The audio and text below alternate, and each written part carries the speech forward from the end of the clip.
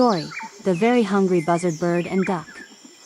Once upon a time, in a beautiful forest, there lived a very hungry buzzard bird named Eddie.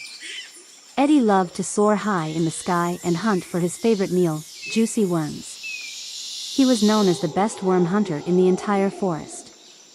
One day, as Eddie was flying over the forest, he heard a faint chirping sound. Curious, he followed the sound and discovered a tiny duck all alone in the bushes. The duck looked scared and hungry. Eddie felt sorry for the little duck and decided to take care of it. He gently picked up the baby duck in his talons and brought it to his nest high up in a tall tree. Eddie promised to protect and feed the duck until it was strong enough to fend for itself. Every day, Eddie would fly out in search of worms for himself and the duck. He would bring back the juiciest worms he could find and share them with the baby. The duck grew stronger and healthier under Eddie's care. As time passed, the duck started to grow feathers and learn how to fly.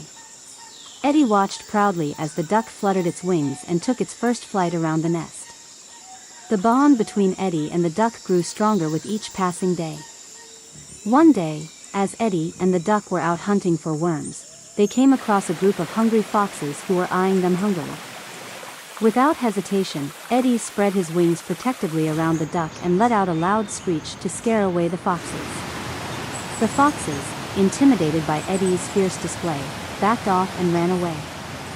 The duck looked up at Eddie with gratitude in its eyes, realizing how much Eddie had done to protect and care for it. From that day on, Eddie and the duck became inseparable friends. They continued to hunt for worms together, soaring through the sky and exploring the wonders of the forest. Eddie taught the duck how to be brave and strong, while the duck brought joy and laughter into Eddie's life.